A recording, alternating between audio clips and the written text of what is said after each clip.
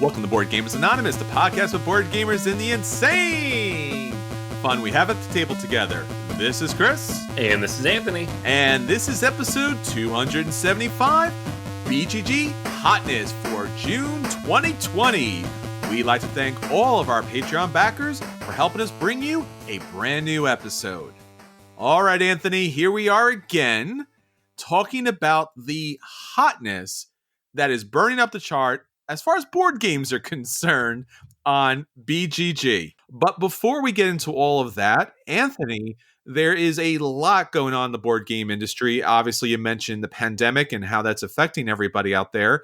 And it's also affecting all of the conventions out there as well. So give us an update. What's going on out there? Yeah, I mean, last week we talked about Spiel being canceled, which was huge. Like, that's the biggest board game convention, period, right?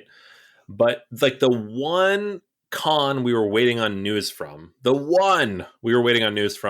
we've mentioned it last week, dropped news like the morning after we were recorded. So you might have listened to our episode last week and said, hey, why didn't you mention Gen Con canceling? And it's because we didn't know it when we recorded.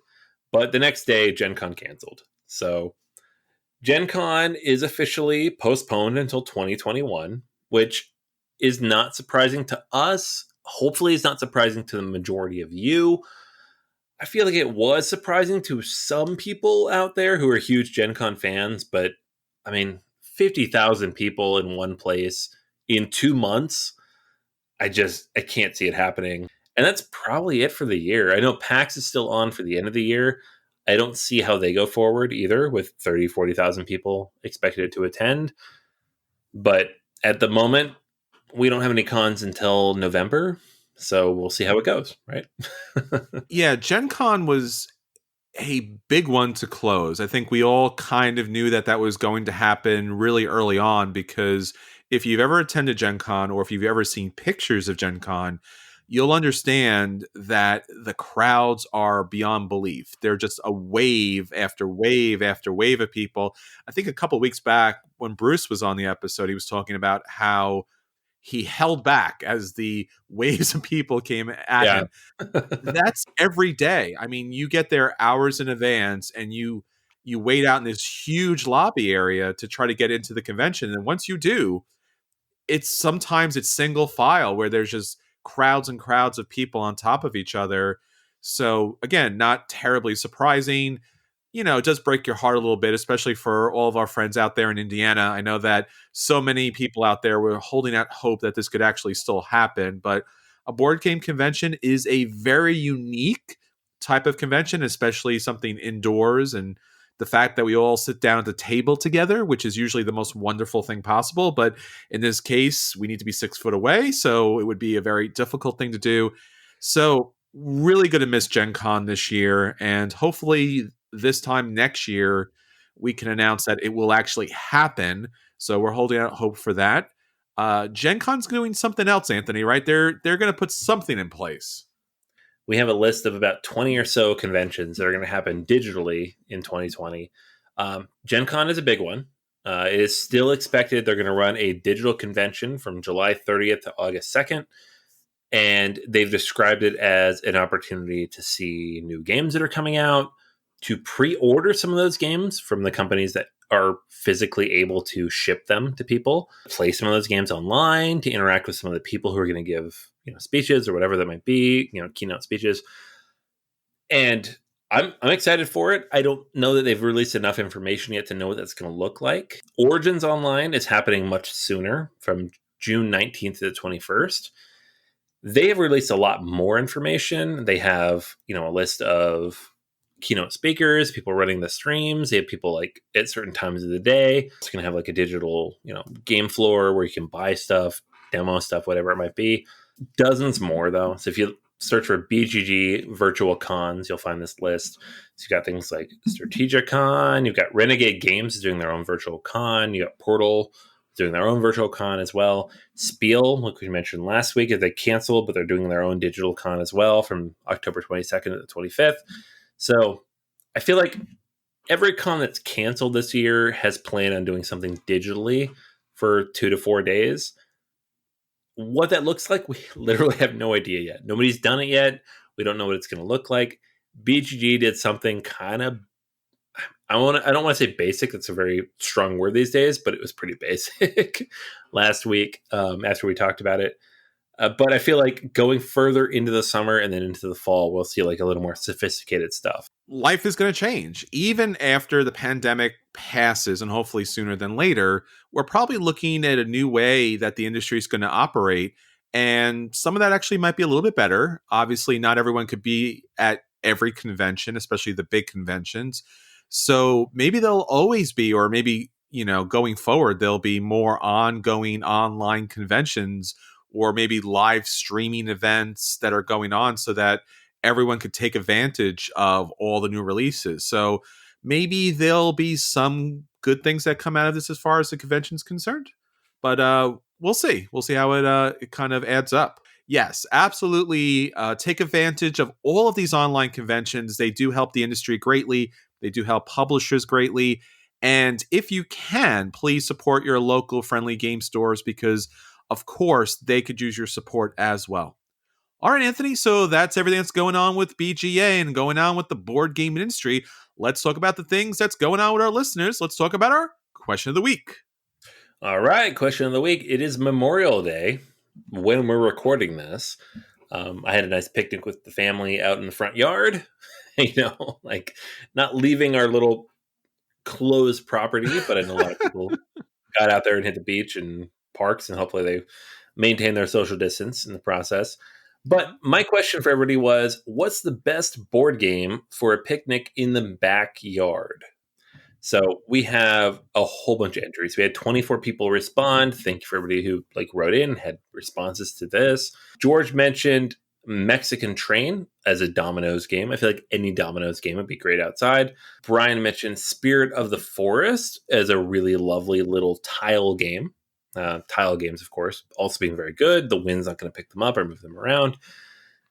Jim mentioned something with heavier pieces, such as an upgraded version of Quacks of Clevelandburg, Wingspan, Tiny Town, Century, Golem Edition, or any of the Azul games, which had several different people mention the Azul games because they have those big, thick tiles. We had Martin mention Shobu or Onitama with nice, chunky pieces, quick and easy to play.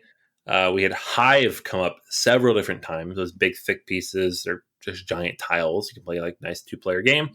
Our friend David, he mentioned Happy Salmon, which is perfect. Really, any of these party games where you're hanging out and throwing stuff around. Happy Salmon, especially, you're up and moving around. You have cards, especially, but you're holding onto them and throwing them into a pile. Would be a good one. Matilda mentioned Blockus, Zack and Pack, Fitz, and Suro. Games of big tiles. Adam mentioned Crokinole, which obviously that's perfect. It weighs 200 pounds. Throw that on a picnic table, you're good to go. And worst case scenario, if you get flooded, you got a boat. So you're good either way.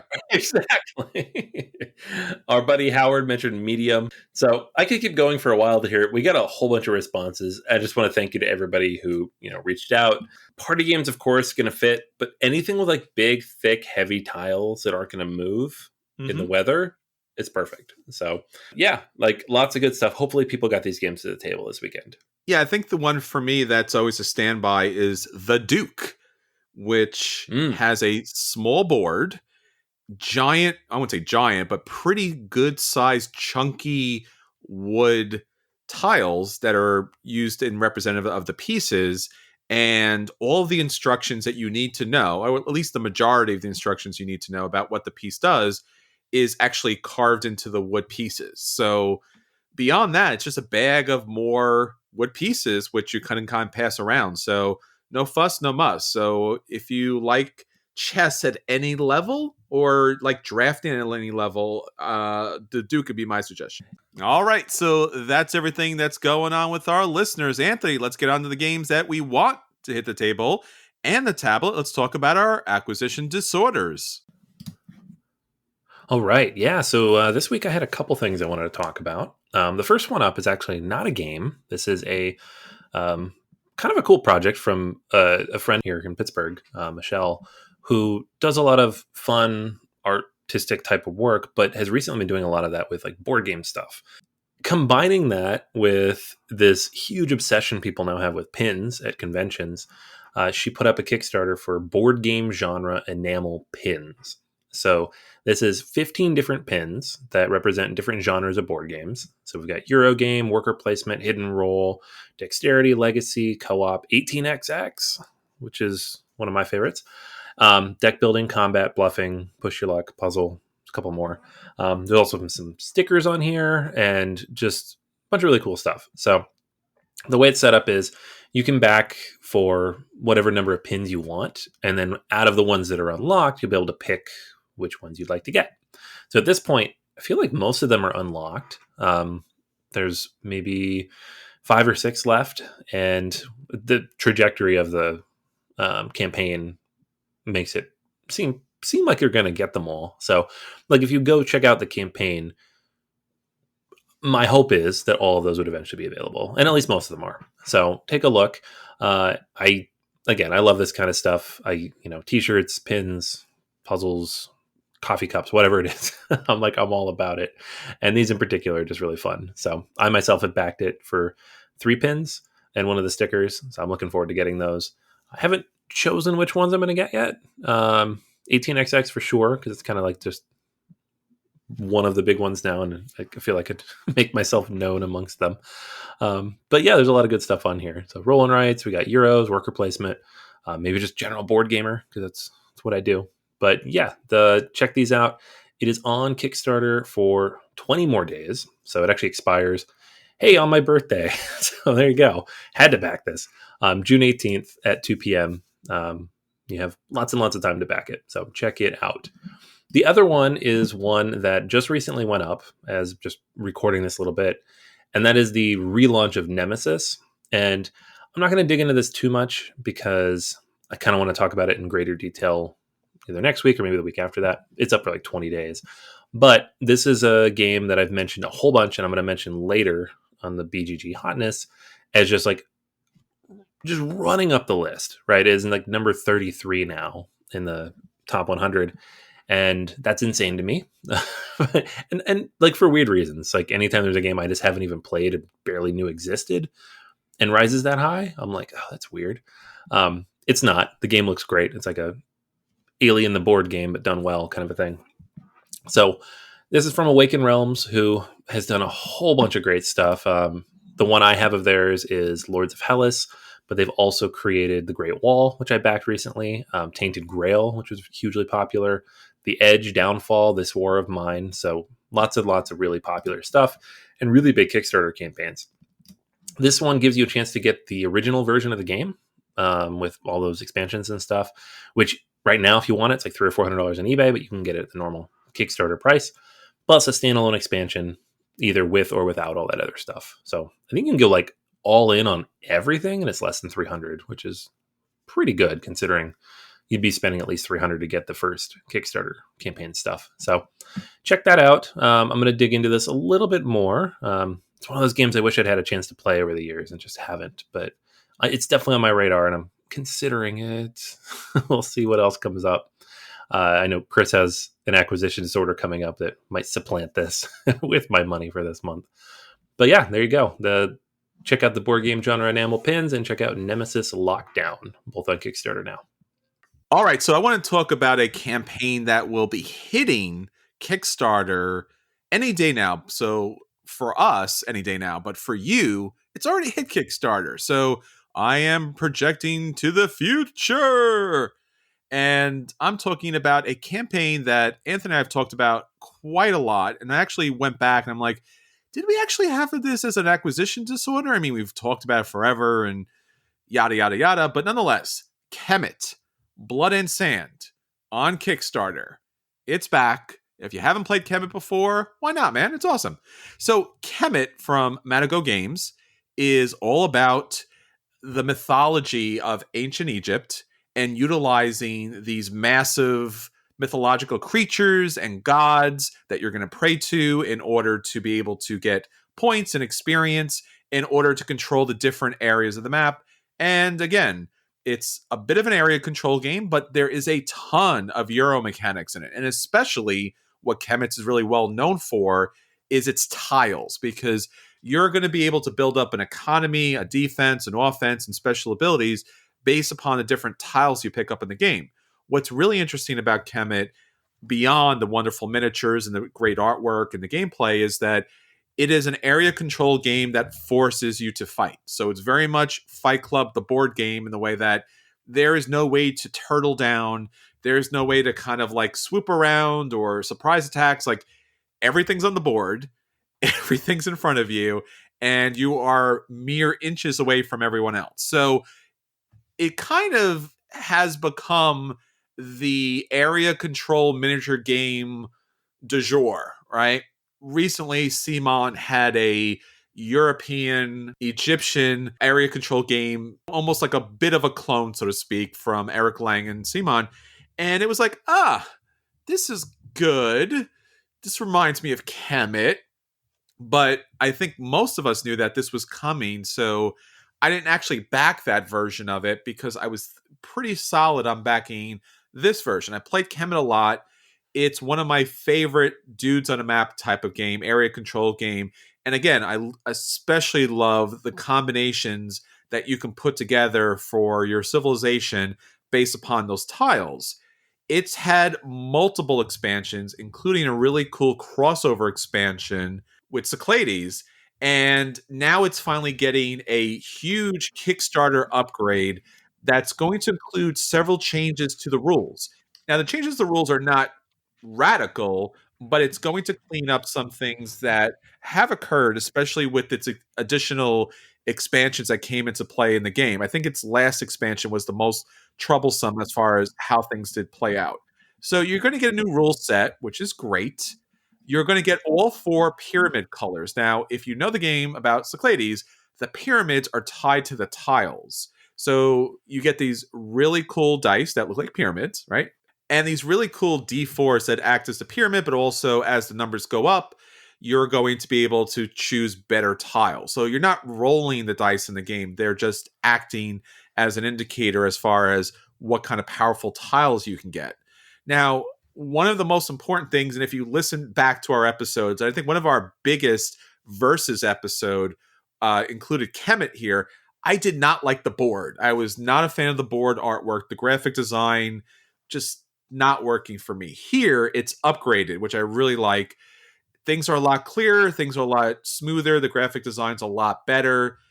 There's also these divine intervention cards, which kind of give you special abilities, a little bit of a bonus. They were fun, but again, it was a little bit loosey-goosey as far as what you got versus what I got. So this is also being revised. There are new battle cards. So one of the really interesting things about Kemet was how the battles kind of occurred. So you had your units on the board, any kind of special abilities on the tiles or monsters or things like that. And then you had a battle card that you would choose from your hand and one you would discard. And the battle card would not just have a strength value that you'd be able to add, but also showed you defense and wounds. So it's possible you could lose the battle, but cause the enemy a lot of wounds, which would basically wipe them out. And the cards were really well balanced, so there's going to be a rebalancing here with some new additional cards. They're having new miniatures, which are great because new miniatures and Kemet's kind of well known for them.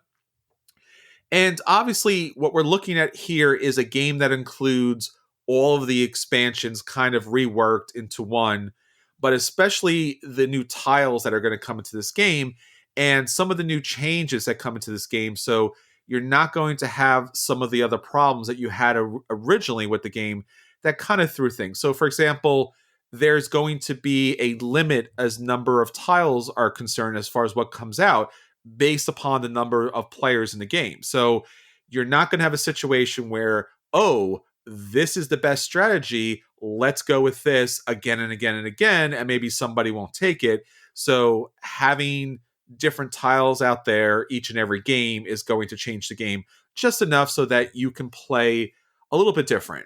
Now, the phases are going to be a little bit different. The setup is going to be a little bit different. Things are going to be a lot clearer. The combat is going to be a little bit more streamlined on top of everything else. And again, this is a tried and true system that if people have played Kemet, they've loved Kemet. It's coming out on Kickstarter, and check it out because, again, if the price is reasonable, and that's the one thing we don't know about May 26th, if it's reasonable, this is going to be a must back for me. Yeah, Kemet. Ooh, yeah. So this is the game that made me not back Onk when it was on Kickstarter a couple months ago, and it's funny because they're not really the same game, but they have a lot in common, right? You have the Egyptian theme, you've got the dudes on a map, and somewhat, I wouldn't say similar mechanics, and then kind of a different approach to how to do it. And it's very possible there's room on my shelf for both of these someday. But at the moment, with limited funds, this is the one I was holding out for. So it is a fantastic game that is, for some reason, I just never got around to buying. Like when we first played it, I loved it. I was in the pro Kemet camp when we did our Kemet versus Cyclades showdown like 4 years ago. And it's just a fantastic game that just hasn't hit my table as much as I would like. So I'm hoping that this fixes that. I don't know. I guess I haven't looked into this nearly as much as you have, Chris, but I feel like the upgrades I'm seeing, the new stuff that they're adding is just going to make the game better. I like the new board. I love the upgraded tiles. The new miniatures or adjustments to some of the miniatures, fantastic. So I'm definitely all in on this one, as long as it doesn't cost some crazy amount of money. Like that Ankh campaign was, oof, man, it just got pricey. And I think a lot of these games lately with all the miniatures and stuff, it just gets too pricey. So I'm hoping it's under $100, under maybe up to $150 if they had like expansions or extra stuff on top of it. Even that sounds kind of crazy. So like this is a $70, $80 game. Normally I don't want it to cost too much more than that, even with all the extra stuff. So I'm going to keep my eye out for it because I want to pick it up. But, times being what they are, you got to be careful with the funds. All right, so that's everything that we want to hit the table. Let's talk about the games that did hit the table and the tablet, and we'll let you know if those games are a buy and you should run out and pick those games up, if those games are a play and you should sit down and play them, if those games are a dodge and you should avoid them at all costs, or if those games are the dreaded burden and they should be buried in the sands of Kemet. Anthony, what do you have up for us this week? All right, yeah. So I wanted to talk about two games today, actually. The first of which, I mean, it's not new. This one's been around for, a good 2 years now, and was actually my favorite game of 2018, or close to. It was one or two, I can't remember exactly. But it's on BGA now, and not our BGA, Board Game Arena BGA. So they put up the beta for Teotihuacan, which is awesome because I've been spending a ton of time on Board Game Arena, and I've had a chance now to play it a little bit. I wouldn't say it's totally done, but I personally haven't seen any like bugs. I know a couple people who have, but for the most part, it seems pretty close to release, and has a couple cool new features in there too. Like you can request to have your turn redone. You can cancel certain actions, things that you can't normally do in a lot of the implementations.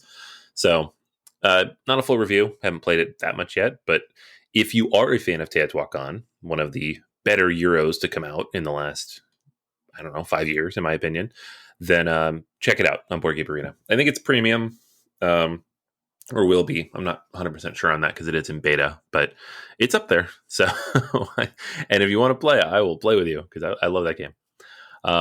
The other one I wanted to talk about is something I got to the table, and this is another new one from Board and Dice called Traintopia.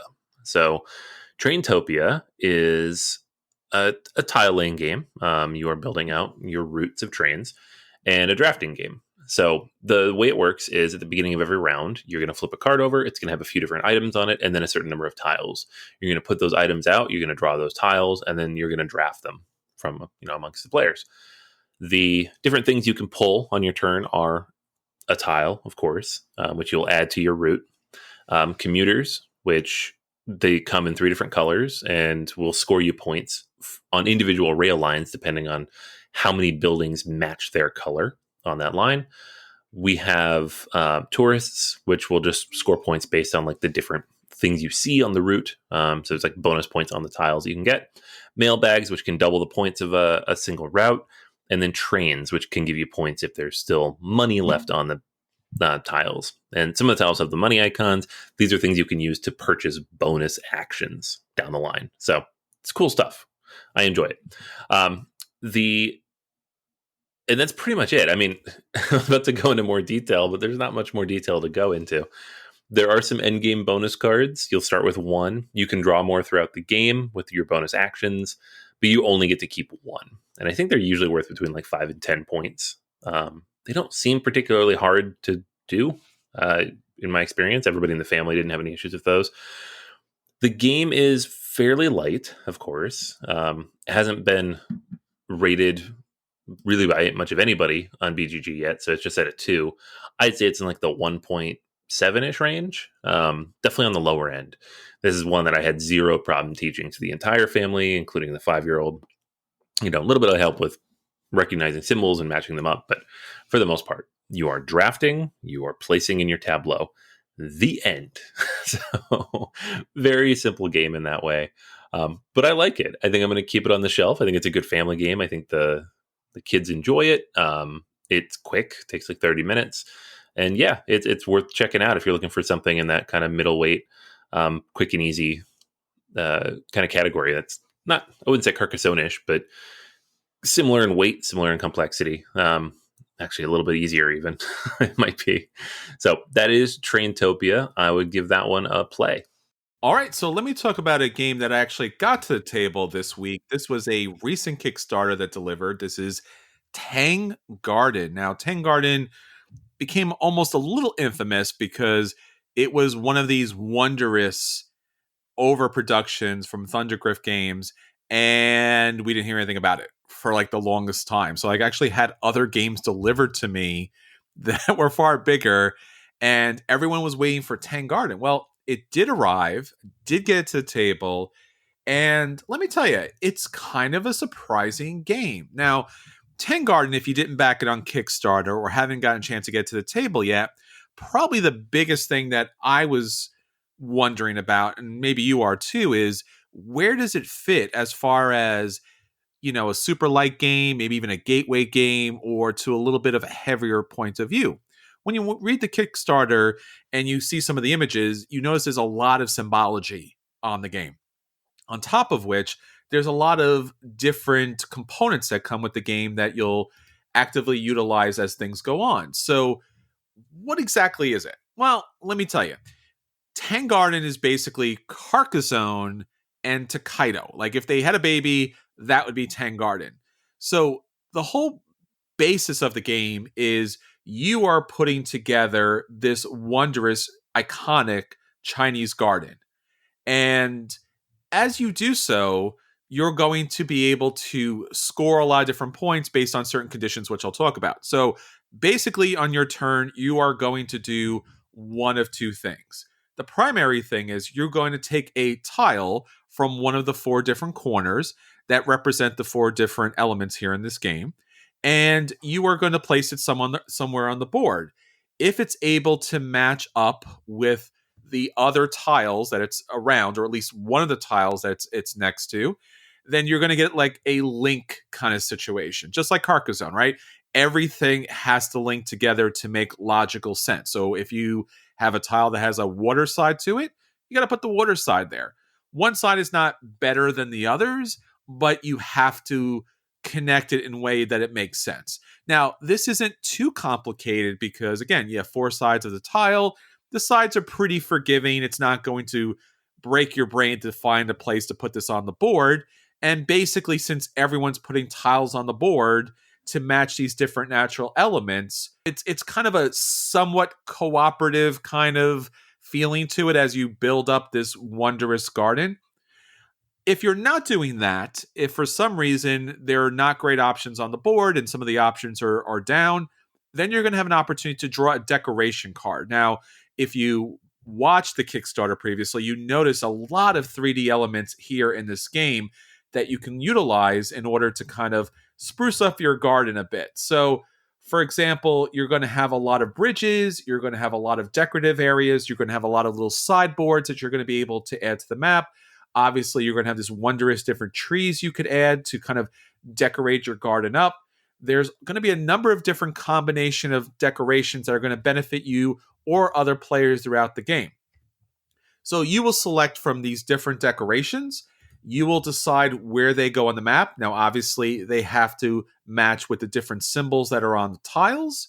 And as you do this, as you add more tiles, you add more decorations, you are going to be able to, I guess, power up or strengthen your own personal board.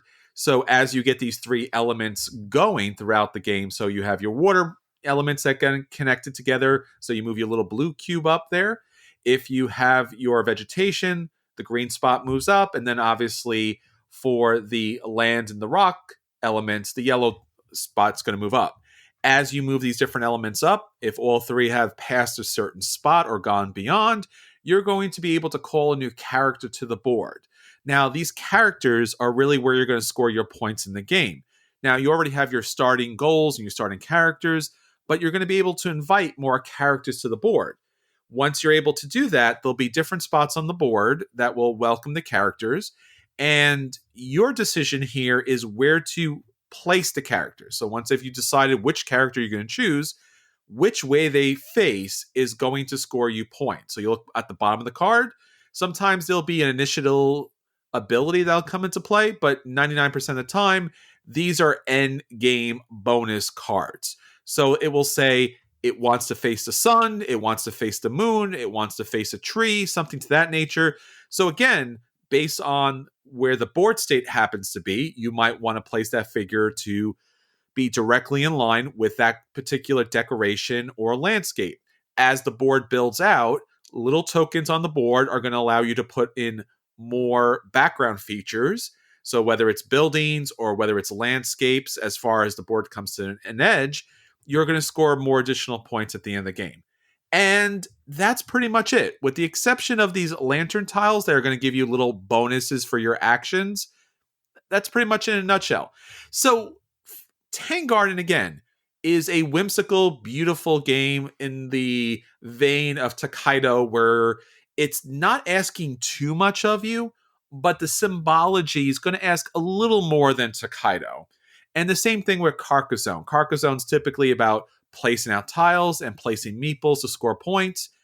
Here, this is still kind of true where you're adding decorations to the board and you are adding figures, quote unquote, to the board. So it has some similarities there. You know, vanilla Carcassonne will be lighter than this. Some Carcassonne versions obviously are going to be a little more complex. According to BGG, this game is currently at a 2.59 weight. I think that's about right. I mean, the symbology, you have to go back to the book in order to understand how things match up. But there is a lot on the board. There is a lot on the cards. This is probably not a gateway game just because, again, you're trying to maximize the number of points.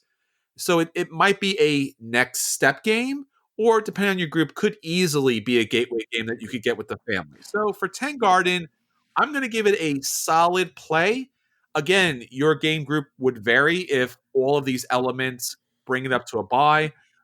It was on Kickstarter, had a bunch of different expansions to it. So hopefully get it to the table and hopefully it moves up to a buy with a little more complexity. I also back this. Okay. I hope it's a play. Like, I don't know. I haven't played it yet. I don't have the group to play it with. Obviously, I have my family. They're very young. And then my wife is very tired. For the amount I paid for this game, I want it to be a 2.5 to 3. Like, I want to be able to get it out with my game group. Like, just being an entry-level gateway game is too light for me.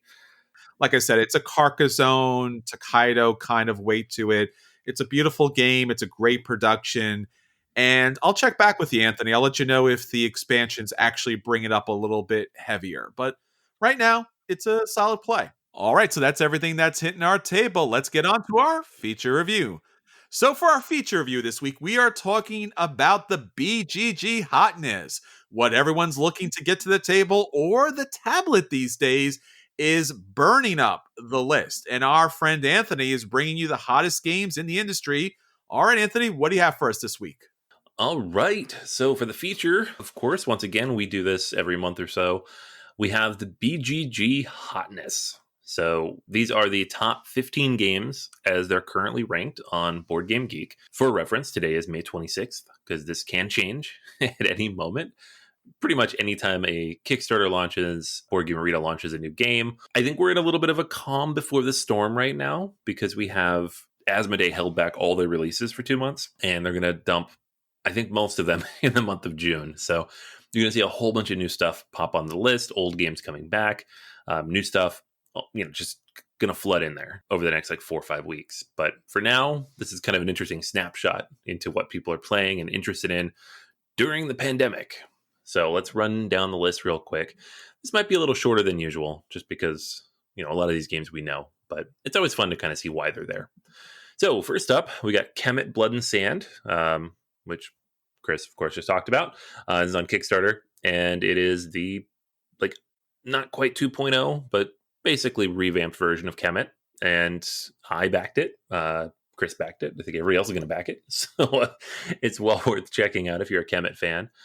Next on the list is My City. This is the new one from Rainer Knizia, and it is, it's relatively light. It's like a tile laying type of thing, but this game has a legacy element to it, and it's legacy light, because again, this is a 2-weight game. It's nominated for the Spiel des Jahres, so it's a very light game, but it does have 24 episodes in it that you can play through. So looks interesting, sounds interesting. I don't think it's out here in the States yet, but it should be soon. You can find a copy or not. Who knows? Because, shortages and Spiel nominee combined often make it a little difficult to find these things. We have Gloomhaven at number 3. Perfect game to play kind of by yourself or with a loved one who's into heavier games right now. We have Nemesis. This is the big box Awakened Realms alien clone that took the list by storm. It's number 33 now on Board Game Geek.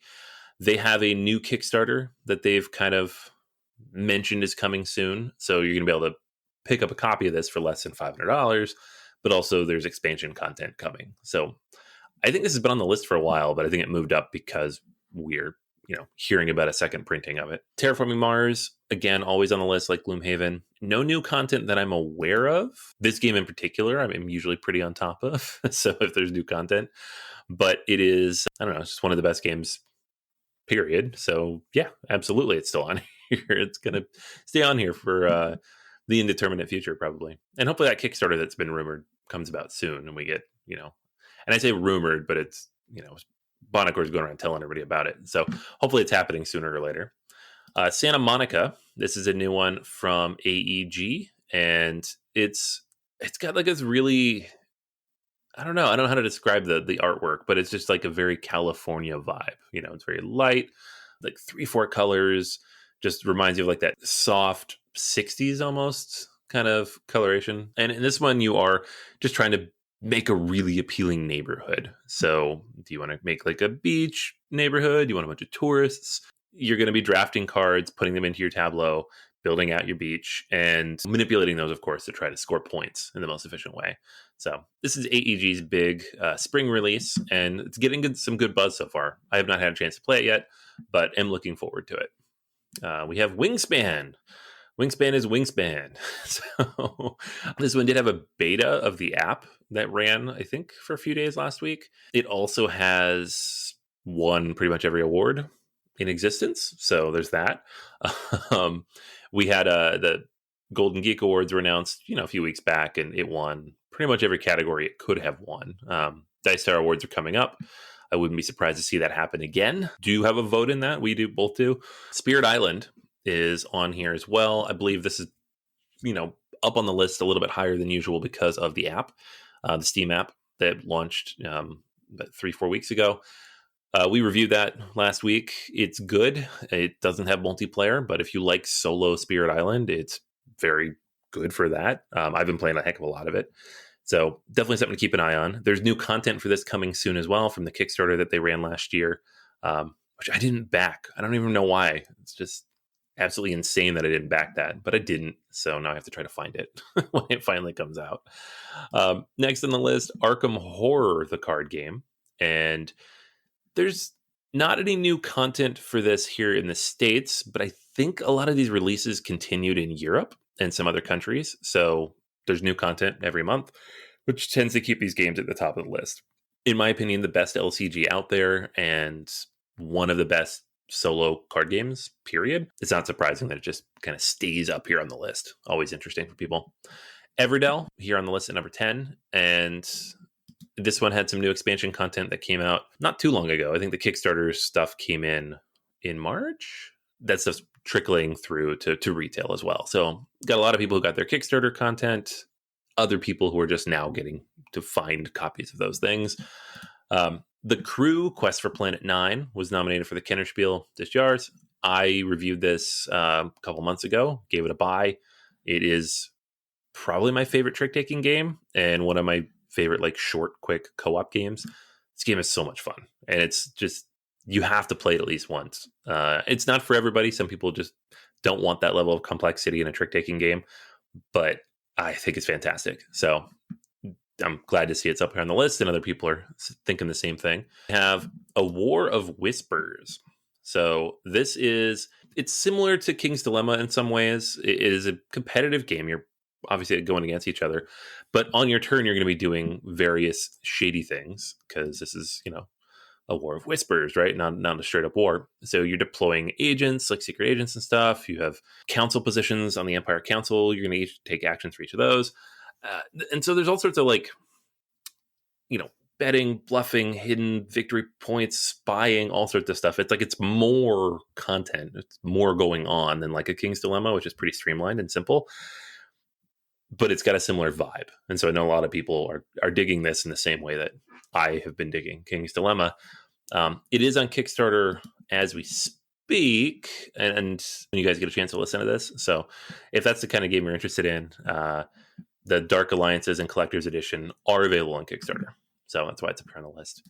Cartographers, a role-player tale. This was nominated for the Kennerspiel as well. And this is my favorite roll and write, flip and write, whatever you want to call it, from last year. You get to draw a little map, and it's got some cool little mechanics and different scoring mechanisms based on the cards you draw.